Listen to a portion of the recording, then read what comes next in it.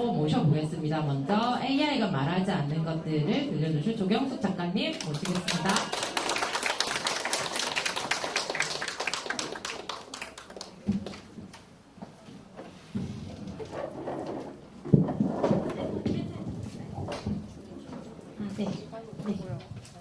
안녕하세요. 저는 조경숙 테크패미 활동가라고 합니다. 만나서 반갑습니다. 저는 액세스가 거부되었습니다라는 책을 썼고요. 그 책에서 이제 테크업계 여성 노동자들이 어떤 위치에 처해 있는지에 대해서 썼고, 그와 관련해서 AI가 말하지 않는 것들에 대해서 말씀드릴 것 같습니다. 네. 폰트가 예쁘죠? 네. 저처럼 오늘 이게 무대에 나와 있는 이분, 아까 김재인 교수님께서 되게 많이 말씀을 해주셨는데요. 챗 GPT를 개발한 오픈 AI의 대표 샘 알트먼입니다. 얼마 전에 오픈 AI 데이브데이가 있었어요. 그때 사실 개발자들은 다 밤새서 미국 시간 기준으로 하니까 행사가 우리나라 시간으로는 밤에 했거든요. 그래서 새벽에 다 단톡방 하나 파가지고 지금 무슨 얘기를 하고 있는지, 어떤 것이 되게 크게 변화할 것인지 계속 실시간으로 대화를 주고받았습니다. 사실은 이번 데브데이는 테크업계에 정말 큰 충격이었어요.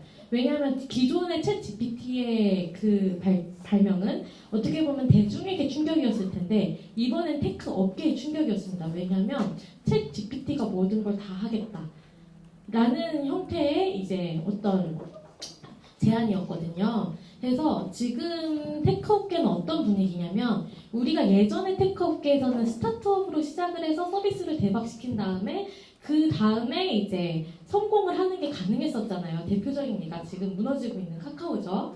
근데 이번 오픈 AI 데브데이에서는 AI를 통해서 스타트업들이 할 수 있는 기회를 다 우리가 하겠다. 오픈 AI가 다 서비스하겠다. 이미지랑 연동 우리가 해줄게. 칸바랑 연동하는 것도 발표했고요.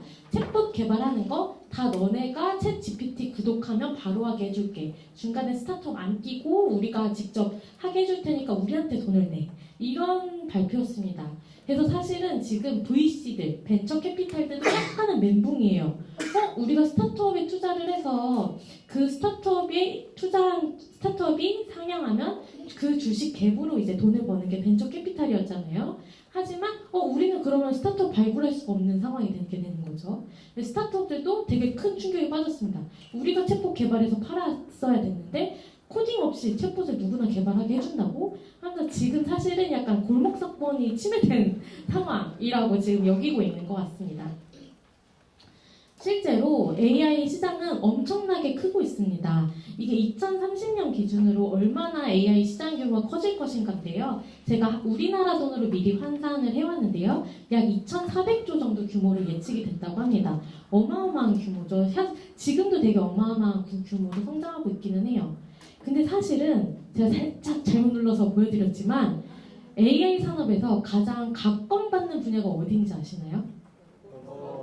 네, 로봇은 사실은 기계라서 약간 AI랑 조금 다를 수도 있는데 뭐냐면 군수 산업입니다. AI 시장이 이렇게 규모가 커지는 것은 사실은 AI가 지금 군대, 전쟁에 많이 쓰이고 있기 때문이에요. 이거는 현재 이스라엘에 지금 도입돼서 사용 중인 AI 로봇 기관총입니다. 바퀴가 달렸죠? 네. AI 로봇 기관총인데 이 기관총 뭘 할 수 있냐면 안면 데이터를 학습했어요. 누구의 안면 데이터 학습했을까요? 네, 테러리스트. 그리고 얼마 전에 이 AI 로봇 기관총으로 살해당한 사람이 있습니다. 이란의 핵 과학자예요. 이란의 중심적인 핵 과학자인데 이제 이란에서도 특급 보안을 하고 있는 사람인데, 이제 그 사람이 탄 차가 지나갈 때 그 사람 차도 물론 엄청난 보안으로 하거든요.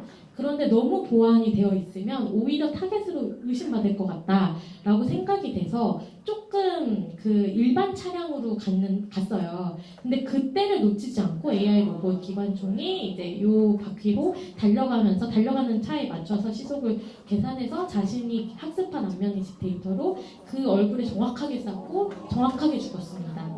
그리고 지금 노래 부르시는 건 아니죠?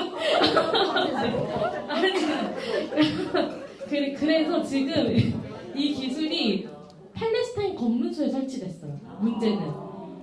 그래서 일반 시민, 팔레스타인 시민들이 지나다닐 때마다 AI 로봇 기관총이 계속해서 인식하고 있어요. 근데 잘못 발사될 수도 있겠죠. 근데 이거를 뭐라고 하면 AI 중에서도 자율살상 무기라고 합니다.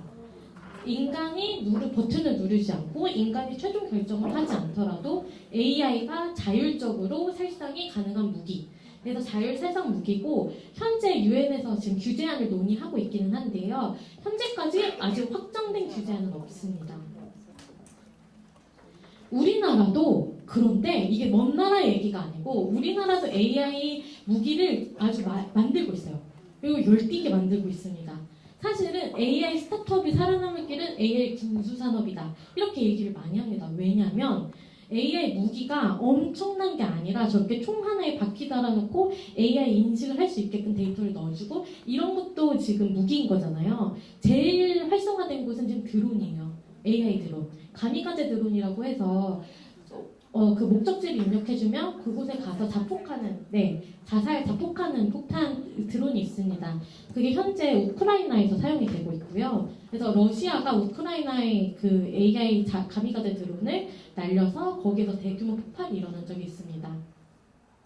근데 우리나라에서도 개발하고 있어요. 무인 탱크, 무인 AI 탱크 이런 것들 지금 개발을 하고 있고 이번에 얼마 전에 열렸어요. 10월 23일에 끝났는데 이번에 역대 최대 규모로 계약을 했습니다. 60억 달러. 우리나라가. 그래서 우리나라는 사실은 잘 알지 못하는 사실이지만 전 세계적으로 10위 안에 드는 무기 수출 국가예요.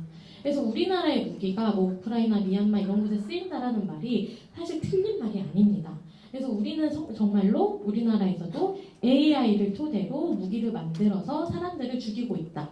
거기에 일조하고 있다. 이런 것들을 좀 알아주시면 되게 좋을 것 같았습니다. 그러니까 이 성장 그래프가 사실은 다르게 보이죠, 이제. 이게 누군가의 피로 올라가는 그래프일 수 있겠구나. 사실은 AI로 인해서 가장 활성화되고 있는 게 그리고 가장 돈이 많이 들어가는 게 챗 GPT로만 알고 있지만 챗 GPT가 아니라 무기, 군수산업이라는 거. 그렇죠?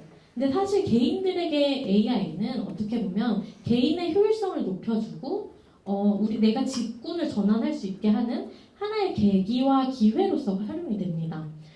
이거는 우리나라 올해 초에 이제 챗 GPT가 한창 유행할 때 번졌던 직군이에요. 프롬프트 엔지니어가 뜰 것이다. 이제부터 문과들이 살아남는다. AI 시대, 인문학이 승리한다. 약간 이런 것들이 엄청나게 갑자기 또 올 초에 막 불어닥쳤어요. 뭐냐면 프롬프트 엔지니어, 아까 그 사이사 선생님께서도 말씀을 해주셨지만 프롬프트를 잘 써야 AI와 대화할 수 있다. 그러니까 AI와 어떻게 대화를 할 수 있는지 더 효율적인 프롬프트를 만들 수 있는 사람만이 성공할 수 있다. 이런 얘기들이 막 번져나가면서 프롬프트 엔지니어를 막 4억 연봉에 채용하겠다. 근데 이건 사실 홍보였어요, 홍보. 실제로 이렇게 채용했는지 안 했는지 알 수 없고요. 그래서 막 프롬프트 엔지니어 당장 배워야 된다. 약간 이러면서 갑자기 올 초에 막 그런 거 교육하겠다는 기관도 생겨나고 그랬어요. 근데 뭘 교육했는지 모르죠. 그리고 우리나라 또 올 초에 또 엄청 대박을 쳤던 게 이게 바로 챗 GPT 초고수가 어떻게 챗 GPT로 수익화를 하냐 이거에 대한 비법서인데 이거 전자책이에요. 가격이 얼마였을까요? 13만 원이었습니다. 전자책 PDF 하나에. 근데 2억 8천만 원 펀딩을 달성했어요. 이걸 보면 알 수 있죠. 사람들이 불안하구나. AI 시대에 뒤떨어질까봐, 나는 그 앞서 나가지 못할까봐, 그리고 나 빼고 세상이 자꾸만 변화할까봐 너무 불안하다는 사실을 알 수 있습니다.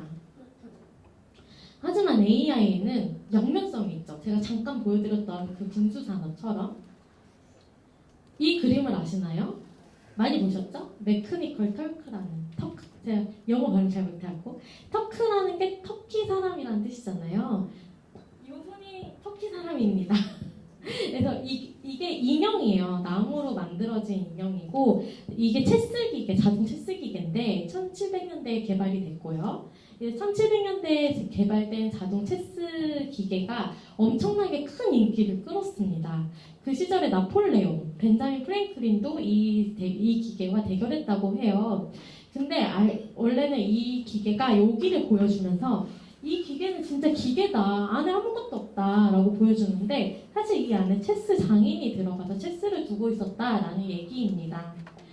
근데 우리나라 지금 시절의 AI도 다르지 않아요. 아마존에서는 메커니컬 터크라는 똑같은 이름으로 사이트를 운영합니다. 이 사이트 뭘까요? AI에게 학습시키는 데이터들, 그거에 대한 아르바이트입니다. 아르바이트 사이트 대놓고 메커니컬 토크라고 만들어놨어요. 그래서 여기에 접속하시면 내가 예를 들어 선풍기 사진 10개 찍어라. 예를 들어 이런 게 있어요. 과제로. 그러면은 사진 한 건당 10원. 약간 이런 식으로 합니다. 근데 문제는 뭐냐면 사진 한 건당 10원이잖아요. 제가 선풍기 사진 10개 찍어요. 그래서 올려요. 근데 그걸 적합도를 또 AI가 판단해요. 그래서 저한테 10원 곱하기 10개니까 뭐 100원을 줘야 되는데 100원을 딱 안 주고 적합도를 판정했는데 너는 81%야. 그러니까 뭐 81원을 줘요. 그런 식으로 결정이 됩니다. 근데 그것도 실시간으로 결정되는 게 아니에요. 그러니까 이거를 그럼 노동이라고 볼 수 있냐 이렇게 얘기가 나오게 되는 거죠. 그래서 아까 말씀하셨던 미세노동이라는 개념이 나옵니다. 우린 노동을 통해 새로운 지식을 학습하고 새로운 경험을 쌓아서 다시 사회에 진출해야 되는데 이 노동은 그런 발판이 되지 않고 내가 얼마를 받을지도 예측되지 않고 너무나 미세하게 짜여져 있는 노동이다. 그래서 미세노동이라고 하는데요. 미세노동 누가 할까요? 네, 난민이 합니다. 국제적으로는 난민이 합니다.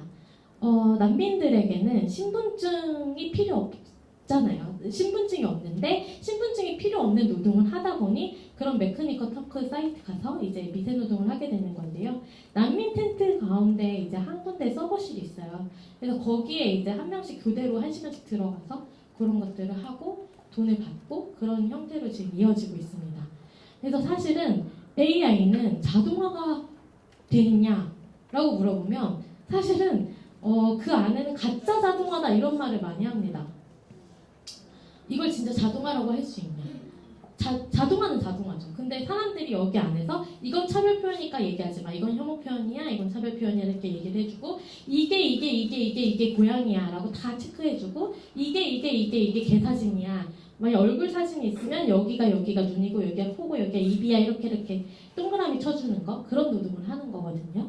그래서 그렇게 학습 데이터가 쌓여서 AI가 됩니다. 그거를 난민들이 합니다. 그럼 우리나라에서는 누가 할까요? 아까 말씀해 주셨는데 여성들이 합니다. 국가에서 주도적으로 생일센터라고 해서 경력 단절 여성들을 상대로 데이터 라벨러 전문가 양성과정을 운영합니다. 좀 어처구니 없죠? 네, 좀 어처구니 없죠? 근데 데이터 라벨러 전문가라고 하면 솔직히 있어 보이잖아요. 그리고 IT 업계에서 일했던 사람을 IT 관련 분야 전공자 및 경력자 우대합니다. 그래서 IT 업계 노동 같잖아요. 그러니까 사실은 이런 것들이 지금 이런 식으로 운영이 되고 있습니다. 네. 자, 시간이 없어서 좀 빨리빨리 진행을 하고 있는데요. 그래서 제가 지금까지 이런 얘기를 드렸고 두 번째 장면입니다. 첫 번째 장면, 우리가 AI가 말하지 않는 첫 번째 장면이 미세노동, 가짜 자동화였다면 두 번째 장면은 이겁니다. 이거는 구글 데이터 센터예요. 데이터 센터의 모습인데 수증기가 막 나오고 있죠. 저도 서버실에서 일을 했는데요. 서버실은 항온 항습이 생명입니다. 온도와 습도가 일정해야 돼요. 안 그러면 데이터 서버가 생각보다 예민하고 서버가 계속 24시간 구동되잖아요. 엄청 뜨거워지잖아요. 그러니까 걔를 가라앉히기 위해서 에어컨을 계속 틀거든요. 그래서 정말 엄청 춥고 거기가 그래서 그 에어컨이 필수인데 서버가 돌아가는 것도 전기잖아요. 열을 내는 것도 지금 전기로 하고 있는데 그 열을 다시 식히는 것도 전기입니다. 그래서 사실은 여기 안에 냉각수가 많이 쓰여요. 그 서버실 전반적으로. 그래서 사실은 데이터 센터 하나를 운영하는 데 있어서 물이 정말 어마어마하게 들어갑니다.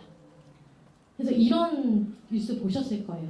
챗 GPT와 대화 한 번 할 때마다 생수 한 번씩 없어진다. 네, 데이터 센터 열 식히는 냉각수를 계산한 결과라고 합니다. 그래서 500ml씩 없어지고 있다.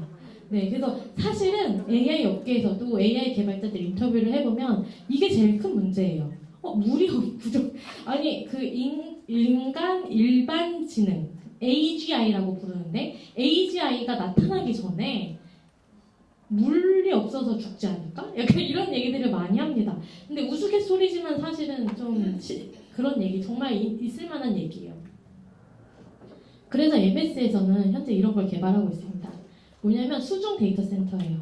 그 우리나라가 미국 웹 서비스에 접속할 수 있는 이유가 뭘까요? 바다에 케이블이 깔려져 있어서 그래요. 우리가 유선으로 다 연결이 되어 있어야 그쪽 웹사이트에 접속이 가능하겠죠? 우리는 물리적으로 다 연결이 되어 있습니다.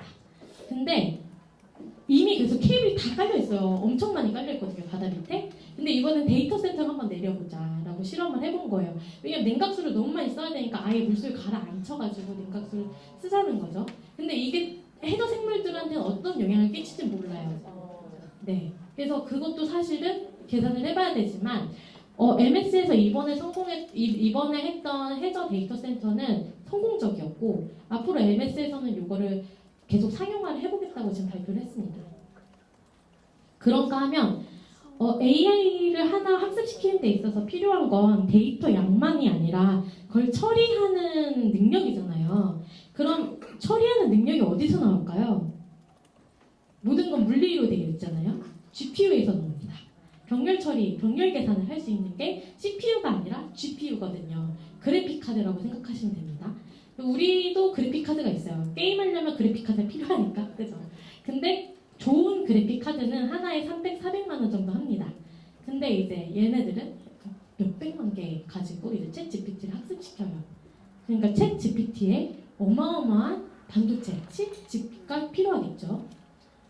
그리고 전력도 어마어마하게 필요하고요. 그거 계속 돌려야 되니까. 그래서 전기가 너무 많이 들어가니까 최근에 빌 게이츠가 하고 있는 사업인데 소형 원자로를 만들자. 원자력 발전소를 대규모로 만드는 건 인류에게 위험할 수 있으니까 작은 원자로를 많이 만들어보자. 환경에 괜찮을까요? 저는 사실 이게 빌 게이츠는 솔직히 더 낫대요. 일반 원자력 발전소보다는. 근데 저는 사실은 잘 모르겠어요. 제가 원자력 전문가는 아니어서. 근데 이거는 환경활동가들이랑 한번 얘기를 해봐야겠다라는 생각이 드는데 지금 빌 게이츠에서 소형 원자로를 설계를 했고 이거를 MS에서 저작권을 사서 그래서 오픈 AI에 공급할 예정이라고 합니다. 그 관계도 좀 이상하죠. 빌 게이츠가 개발해서 MS에서 사서. 네. 그래서 사실 AI가 보여주지 않는 두 번째 장면, 기후 위기입니다. 그래서 사실 안 보여주고 있는 장면이 너무 많아서 다 설명해드리고 싶은데 제가 지금 주어진 시간 2분 남아서 지금 마음이 급한데요. 네, 이제 결론으로 좀 달려가 보겠습니다. 이런 얘기들을 하면 우리가 그런 생각이 들잖아요. AI 진짜 사용해도 되는 거 맞아? 이따 김지성님이 AI 사용 이거 활용사례 얘기해 주실 건데 들어도 되는 거 맞아? 이런 생각이 들 수 있잖아요. 근데 사실 저는 활용은 할 수 있다라고 생각은 합니다. 근데 다만 제가 우려되는 건 이거예요. 뭐냐면 이거 코스피인데요. 주식입니다. AI 기술에 왜 그렇게 많은 돈이 들어갈까요? 2,400조나 시장이 될까요? 그게 실제로 사용자가 있어서 투자되는 게 아니에요. 테크업계도 다 마찬가지입니다. 쿠팡이 막 얼마나 큰 어마어마한 적자가 났다 이런 거 보신 적 있으시죠? 지금은 흑자전환 겨우 됐다고 하는데 사람들은 테크업계에 주식 투자를 할 때 미래 가치를 보고 투자한다고 합니다. 근데 그 미래 가치가 정말 누구의 미래일까요? 저는 사실은 우리가 이 기술은 실제로 성능을 내기까지 실제로 그걸로 수익을 내기까지 정말 오랜 시간이 걸려요. 챗 GPT는 2010년부터 연구가 시작됐었습니다. 그래서 지금 될 때까지 13년 걸린 거죠. 그래서 어마어마한 투자액을 받았겠죠. 근데 사실은 그게 미래 기술이다라고 해서 돈을 쏟아 부었는데 안 된 사례 너무 많죠. 예를 대표적으로 자율주행입니다. 자율주행에 돈을 진짜 어마어마하게 쓸어 담았어요. 91조 이상 투자됐다고 해요. 전 세계적으로. 근데 자율주행 됐나요? 사실 자율주행으로 이루고 싶은 미래의 모습이 뭘까요? 자동차를 타서 우리가 편안하게 책 보고 할 일도 할 수 있고 차는 알아서 가고 이런 거잖아요. 그죠? 근데 사실은 돌이켜서 생각해보면 그만한 돈을 대중교통에 투자를 했었으면 어땠을까? 이런 상상이 가능한 거예요. 그거를 우리가 미래 가치라고 여기고 투자를 했었을 때 오히려 상상을 바꿔서 대중교통 인프라를 만드는데 91조를 투자했으면 우리는 책 보고 할 일 하면서 편안하게 어디든 갈 수 있는 대중교통 인프라를 얻지 않았을까 이런 생각을 하게 됩니다. 그래서 저는 사실 금융자본주의에 대한 되게 회의감과 반감을 갖고 있는데 이제 AI 기술을 보면서는 더 그렇게 됐어요. 그래서 사실은 저는 이거를 꼭 다른 분들과 같이 논의하고 싶은 질문입니다. 그 투자는 누구의 무엇을 위한 미래 가치인가요? 그리고 AI를 얘기할 때는 우리는 사용할까 말까, 뭐 활용할까 말까가 아니라 이 기술이 누구를 위한 기술이지, 어디에 쓰이는 기술이지 이런 거를 좀 같이 얘기를 많이 해보면 좋겠다라고 생각합니다. 네, 감사합니다.